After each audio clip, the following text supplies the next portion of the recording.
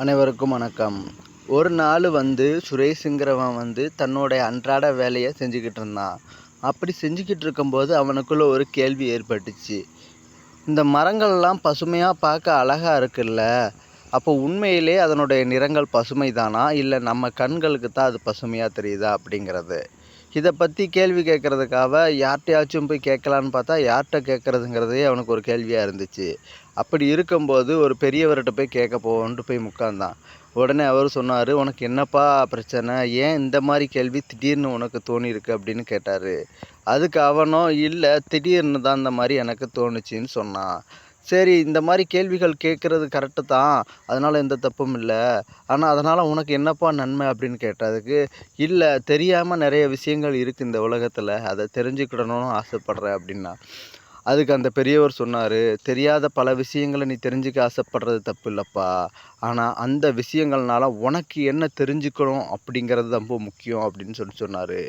அந்த வார்த்தைக்கான விளக்கம் அவனுக்கு புரியலை. அதனால் அப்படியே ஒரு மாதிரியா என்னென்னா அதை புரிஞ்சுக்கிட்ட அந்த பெரியவர் சொன்னார், இந்த உலகத்தில் எத்தனையோ விஷயங்கள் இருக்குது, அத்தனை விஷயத்தையும் நீ அறிஞ்சுக்கிடணும்னு ஆசைப்படுறது தப்பு கிடையாது. ஆனால் அந்த விஷயங்கள் உன் வாழ்க்கைக்கு எந்த மாதிரியான முன்னேற்றத்தை கொடுக்குங்கிறத அறிஞ்சிக்கிட்டு தெரிஞ்சுக்கிடுறது நல்லது அப்படின்னு சொன்னார். இவர் ஏதோ நம்மளுடைய அறிவு எண்ணத்துக்கு தடை போடுறாரு அப்படின்னு அவன் நினச்சான் ஃபஸ்ட்டு. அதுக்கான விளக்கத்தை அவர் கொடுக்கும்போது தான் புரிஞ்சது, ஆமாம் கரெக்டு தானே. அது என்ன விளக்கம் தெரியுமா?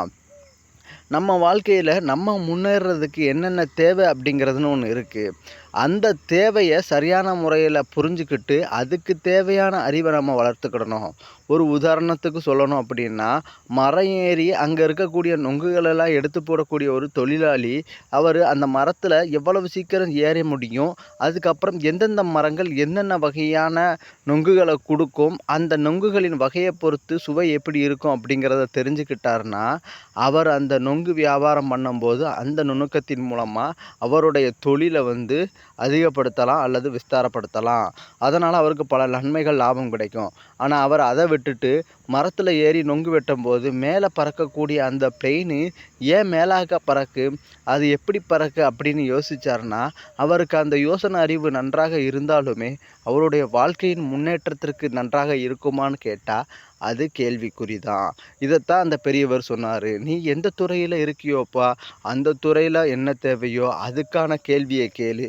அந்த துறையில் மேலும் மேலும் உயர்றதுக்கு உனக்கு என்ன தேவையோ அதுக்கான வழியில் யோசி. அப்படி உன் அறிவை கொண்டு போனோன்னா அந்த துறையில் நீ தான் ராஜாவாக இருப்ப அப்படின்னு. இது எல்லாத்துக்குமே பொருந்தக்கூடியது. நம்ம செய்கிற துறையில் சிறப்பாக செஞ்சால் சிறப்பாக பேர் வரும்.